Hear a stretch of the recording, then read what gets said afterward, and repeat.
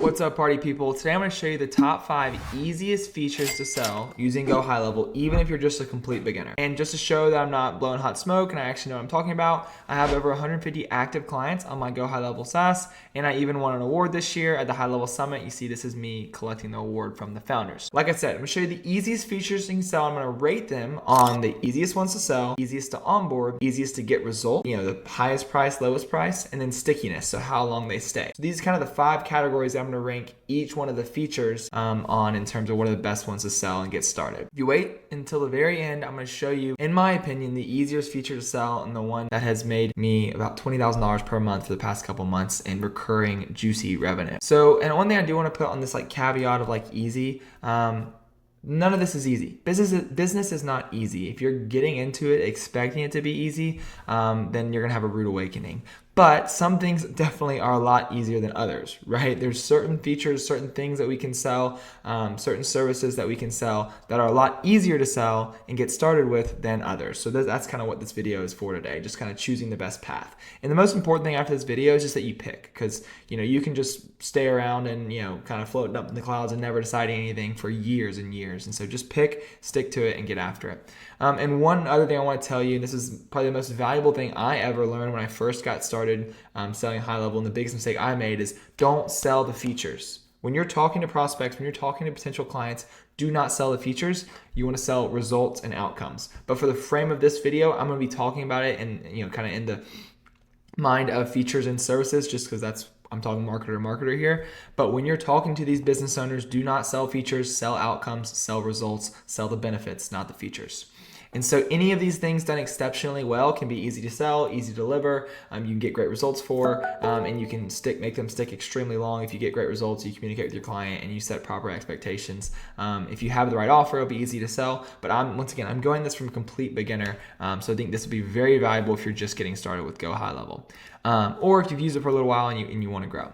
So number 5. Number 5 is going to come down to automations, kind of booking reminders and calendars. So obviously HighLevel has features where you can embed a calendar on their website. You can set up follow-ups and stuff like that. And so ranking this on easy to sell, I would say 6, because when you find these prospects, they're normally in a lot of pain doing a lot of manual work. So let me show you kind of some things that I've automated for my clients in the past. So I had a client who he had a booking company where he rented out certain equipment. And what he was doing was he was getting leads from his website. Then he was manually adding the leads and adding their information, adding what they wanted into a spreadsheet. Then he was following up with them and trying to get them to close and say yes and commit. And then he was sending them the invoice. He was doing the invoice in Square, a different software, so he had to add the customer's information into Square. Then he was manually following up after he sent the invoice to try and get them to pay. Then, once they paid and booked, he was manually sending reminders and information, letting them know what to expect. And then he was manually sending a review request at the end of it. And the great thing about this service is that it's very sticky. It saves them a whole bunch of time. And to a lot of business owners, you can make that sell pretty easily. Like, hey, you are overworked and underpaid. You work all day long. You work way too long whatever. And so you can just sell it as saving them a whole bunch of time. Like, hey, you're spending 2 hours a day doing this. Imagine if it was done for you automatically in the background. You can spend more time with your family. You can make it to those family dinners. You can make it to your son's soccer games, whatever it is. The difficult thing is that a lot of times you have to peel under a hood of the business to find this information, to kind of find this struggle. And so when I rate it on easy to sell is that once you discover the problem, it's pretty easy to sell if they're spending that much time doing stuff like that. In terms of ease of onboarding, you'll have a lot more complex onboarding process, especially if you're working with many different types of businesses. So it'd probably be smart to start broad and figure out which types of businesses have common issues that you can help them solve. And then once you find a niche or industry that all have this one process that they're doing manually or a couple processes they're doing manually, then it'll make the onboarding a lot easier. You'll have to do a lot less discovery and you kind of know the process and it'll be more plug and play. But in the beginning, you're going to have to kind of diagnose the issues. They're going to have certain stuff they need to do. There's going to be nuance there. And so it's going to be a little bit of a more complex onboarding process because it's going to be more of a custom solution, especially in the beginning. If you're you're not just super focused on who you work with. In terms of results, the great thing about results is that if you can watch YouTube videos, if you know how to navigate high level, if you can click around on a keyboard and set some stuff up, it's pretty easy to get them the results. The only reason I have a 7 here instead of a 10 is because when stuff fails, and when you get stuff set up in the beginning, there's going to be kinks to work out. Your certain case scenarios, certain things are going to happen that you didn't expect to happen when you were building the automations.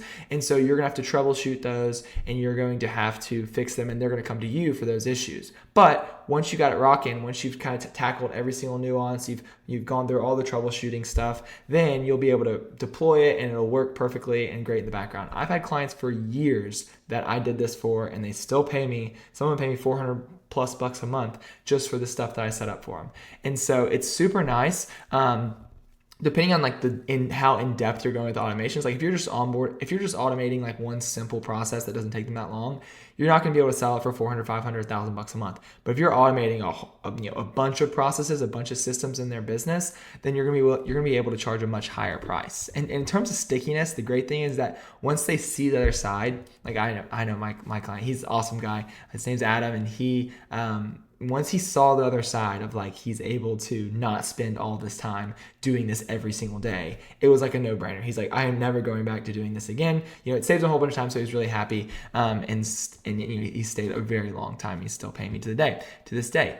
And so, that's what I say. Automations, booking, you can just embed that calendar on their website, embed the form. For Adam, we were able to automate this whole entire process. So we added the quote, we added the contact form on the site that automatically adds it to a spreadsheet. Then we automatically follow up until we get a yes. And then we can send the invoice pretty automated. We can add the customer to Square automatically, so he doesn't have to add their information in there again. If they haven't paid the invoice, we can follow up with them in high level with workflows. So we can do that.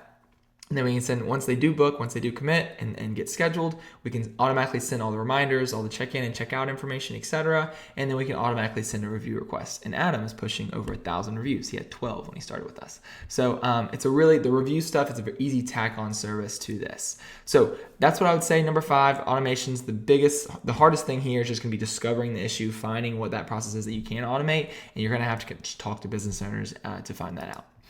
All right, Number 4, I went paid ads and lead follow-ups. This is when I say feature, like the feature that you'd be using here in high level is like the text and email follow-up. You could use the AI booking bot or the AI call, answering service, the new AI employee they have, which is awesome. And in terms of easy to sell, anytime we're selling something, you need to think about that. Well, 2 things. Is it on the front end of their business? Like, is this part of them bringing new customers to them? Or, before they get paid, or is this on the back end of their business? So in general, business owners are going to spend a lot more time focused on the front end. What happens with the customer before they pay, before they become a customer, before they're serviced, then they're not going to focus as much time on the back end, right? So for example, reviews on the back end. Reviews only come after you get the customer. Then we request the reviews. And so they don't pay a lot of attention to you. So sometimes you can just pluck along, get them reviews, and they're not reaching out to you every day asking you questions, right? When you're on kind of the paid ad side, you're on the front end. So you're in charge of generating more business. The good thing about paid ads is it's really easy to sell. It's like, hey, I can get you leads by the end of the week, right? You can have more business, more dollars in your bank account by the end of the week because ads are quick. And so that is a very good thing. And the second thing is whether you're selling a replacement service or whether you're selling an add-on service, right? So for example, let's say that somebody already has a full-blown CRM set up. They use it for their business, all their employees use it. If you were to come to sell high level as their new CRM and they're going to use it and take over everything, that's a really hard sell because they're going to have to change a bunch of stuff in their business. They're going to have to train their employees. They're going to have to learn how to book on the calendar. They're going to have to learn how to invoice and pay people. They're going to have to learn how the app works to text people back. And so you're requiring them to change a lot. That's that replacement instead of just an add-on service that you can just plop onto their existing business model. They don't have to change much at all, right? And a lot of times paid ads are just kind of an add-on service, right? They're not running ads, or they are running ads themselves, but they're not doing it well. And so it's an add-on service, and it can be an easy yes for people that aren't doing it yet. In terms of ease of onboarding, it's not super hard to onboard for paid ads. I mean, you just really need to get access to, you can run that through your own Facebook ads manager. You can get access to their account and some creative, but you don't have to get a whole bunch of connection. You don't have to have an hour and a half, an hour onboarding call to explain every process. The biggest thing in the onboarding with paid ads is going to get them to, is either getting them to follow up and showing them how to do follow up with leads, or if you're taking that over yourself, you can charge a lot more, and then you have less onboarding stuff as well. In terms of ease of results, in terms of running Facebook ads locally or Google ads locally, it's honestly not that complex. Like anybody can really get results. The tricky thing is just going to be able to follow up with the leads. Anybody can get leads. It's turning those leads into bookings, quotes, estimates, money in their bank account. That's the difficult part, and finding how it works with your industry. But once you really do find out how it works with a couple industries and you find the one you do best with, it should be pretty copy and paste and plug and play, where you can get that same result in most businesses in that industry. And price wise, this is really going to come down to how much are you doing for them. Are you just running the ads and they're following up the leads? Are you running the ads, calling the leads, booking the leads? So anywhere from $500 to $2,000. Obviously, if you're working with certain business owners, you can charge $5,000 to $10,000 retainers. But for most just local businesses, anywhere from $500 to $2,000 is probably that. And then the main downside with paid ads is just stickiness, right? It's really easy just to get rid of a paid ad company.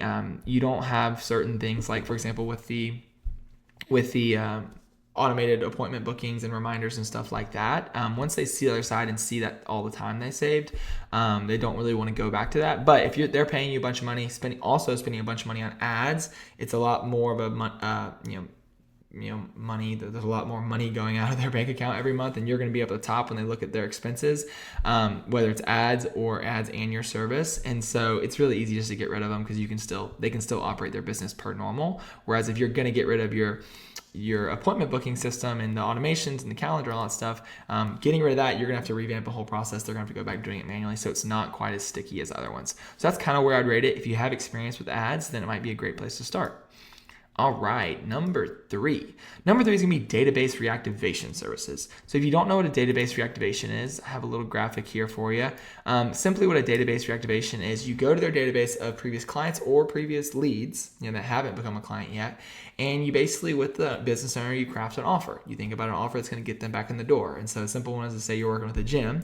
You can say, hey, we've got 20 month free coupons on our desk. Would you want one? Crafting some offer that you can text and email to their database, and then nurturing those leads until they book or until they become a client, etc. And so the great thing about this is that you can get your clients results pretty quickly. If they've got a list of 1,000, 2,000 previous leads, and you reach out to all of them, you can probably get them 10, 15, 20 new clients in the first month of working with them, and you didn't spend any money on ads, right? You just sent some texts and emails. And so boom, you get a lot of trust, you get a lot of credibility, they like you, you've already gotten them results, right?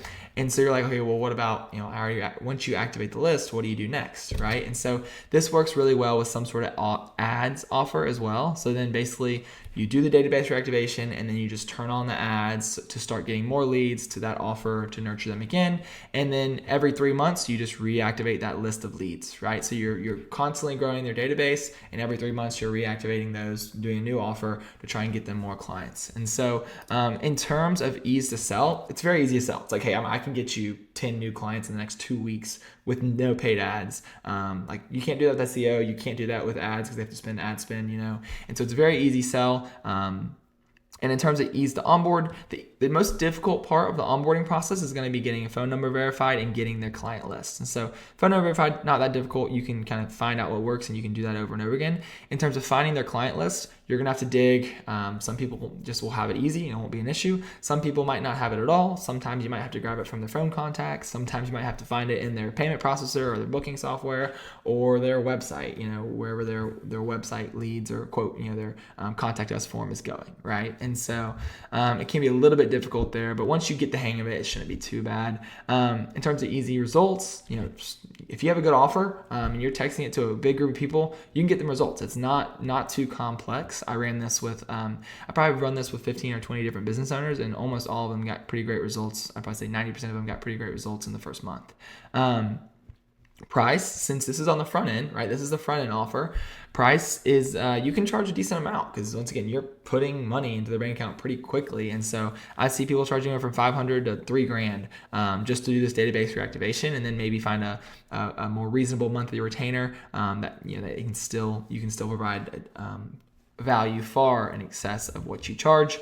And then in terms of the stickiness of database reactivation in this offer, once again, this is on the front end, so they're going to pay a lot more attention to it. And so as soon as you stop getting results, if they're not getting great results from you, you're not communicating with them well, you didn't set the expectations properly, sometimes you can get a lot of churn on month two, month three, month four, if you didn't kind of give them the proper expectations of, hey, we're going to do the database reactivation, we're going to get a bunch of leads, and then we're going to turn on the ads. It's not going to be as fast as it was because we're not going to be reaching out to your list of 2,000 people every month because we don't want to burn them out. But every 3 months you'll get a boost, right? And so, it's once again, it's pretty easy just for them to be like, no, we're done, and they can just kind of get rid of you, and it doesn't really affect their business. They don't have to change much. So stickiness, I'll give it a 5. All right, number 2 is websites. And one thing I do want to say is that I've sold all 5. I don't want to be that type of person or YouTuber that just talks about things they haven't done. That's why there's a lot of stuff on this list like, oh, people make money doing this. Yeah, people do, but I've never done that before. So I don't want to just talk out just talk about things I don't actually know about, right?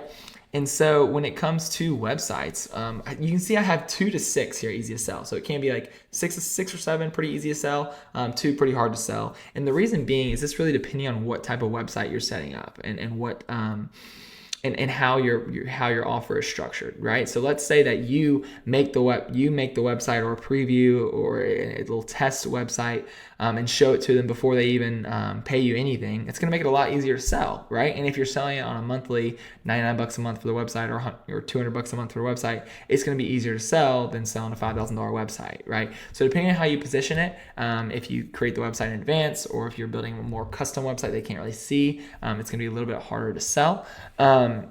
Easy to onboard. It's you can find all the information you need for a website normally on their Facebook.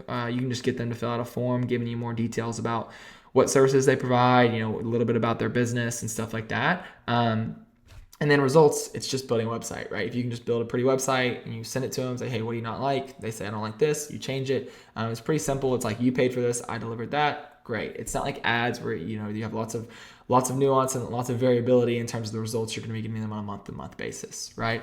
And then price point, it's really depending on whether you're charging an upfront fee and like a low hosting fee, or whether you're just charging like $100 a month every single month, and they never own it, or that includes hosting or something like that. And so that's going to be kind of the price point. And then in stickiness, the great thing about websites is websites are super sticky. Obviously, you could price yourself out of this, right? If you're charging $400 a month for a super simple website every single month and they never own it, and that's all you're delivering, then yeah, they're probably gonna be like, I'm done with this. I'm gonna stick. I'm gonna churn. But if you're charging priced appropriately, you're providing a lot of value, the website looks good. Now you kind of own their home base of their digital marketing, assets, right? So the website is like the home base that everything goes off of, right? You have to follow the leads off the website. You might direct ads to the website. And so you kind of become their home base. So it's very sticky, and it's also very easy to upsell services on the back end once you've already created a website for them, because you kind of host their home base. And so websites are super sticky as long as you aren't, priced ridiculously. And then number 1, my favorite, is reputation management or Google review automation. So this is what we do with Review Harvest. We have about 150 active customers where we have a process of automating the review requests via text and email to get them more customers. So we request reviews, we respond to reviews, and we repurpose reviews. And so when it comes to all that, it's pretty easy to sell because, like I told you before, it is a back-end service, so they're not going to pay too much attention to it. And it's not a 10 out of 10 because you're not just going to get them a whole bunch of business right away.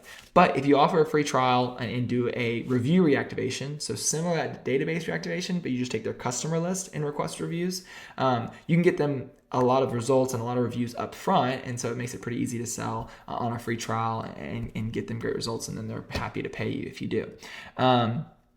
And it's also, it's more of a add-on service than it is a replacement service, right? And so if you're selling reviews properly, they shouldn't have to change anything, right? If you can just integrate with their booking system or integrate with their processes, they shouldn't have to change a single thing about working with you, which makes it really easy to say yes, and it also makes it pretty sticky, right? Because if they're not having to train their employees on how to use the software, or themselves, the business owner themselves aren't having to learn how to use the software, add customers, then it makes it a pretty sticky and easy to sell offer. In terms of ease of onboarding, we're a 4 here because you're going to need to get access to the Google Business Profile. You're going to need to have a phone number and email sending set up in the sub account. You're going to need to get access to their client list, which can be hard to find. And you're going to, if you want to repurpose those reviews onto social media, then you're going to need to get access to their social media. And as you can automatically post, every single time they get a new review, you can automatically post it to their social media. So they come in here, connect their social media. If you just go to Social Planner and or in yours, it'll probably say Marketing. Yeah, so I customize it. But go to Marketing and then it'll be Social Planner up at the top. You can see right there. And then you just click on this New Post button right here and post reviews. And so now you can create custom social media posts every time they get a 5-star review from Google, and you could post it onto all their accounts, their Facebook, their Instagram, their Google Business Profile, etc. And so that's additional feature inside of HighLevel you can sell. And then also you obviously have the review widgets, so you can embed widgets onto their site. You can make it look pretty so that they can add these to their site and people can see how reputable they are. And so in terms of ease of results, like I said, if they have a previous client list of name, email, phone numbers, we can get them results pretty quickly. And reviews, if you're sending out a text and email and you have what we do is we use personalized images, so we can add their end client's name to an image that we send to them. So if they work with Sally's going to get a text and an email with her name on the image on that text. And so we get a decent amount of reviews for our clients. And then pricing is just going to depend on the customer volume and how many review requests they need to send out a month, but anywhere from $100 to $300 per month. And like I said, if you have a good integration with their system and they're not having to change anything and they're just getting reviews on autopilot in the back end without even thinking about it, it's going to be a very sticky offer. I've got plenty of clients that have stayed with me over a year. Our churn is pretty low. And so it can be a very sticky offer, and that's why I love selling it. And so that kind of wraps up the 5 easiest GoHighLevel features to sell. If you're interested in how to get started selling Google review automations or similar stuff, similar features in HighLevel, you can sign up with my affiliate link down below. Or if you're already using HighLevel, you can upgrade to a higher plan, and you'll get access to our community where I have all of our snapshots. I have a whole bunch of training going over exactly how I deliver results for my clients, how I conduct an onboarding call, our onboarding call recordings, our sales call recordings, and then every week we have 3 coaching calls. So you can hop on a Zoom call with me and I'll help you out as much as possible. And the community is just popping off. People are answering other people's questions. So even if I can't get back to you quickly, other people in the community will answer your questions. And so if you're interested in that, feel free to sign up with the affiliate link down below in the description. And if you want to learn how I've onboarded 160 plus clients, watch this video here. I think it'll be very helpful to you. Have a great one.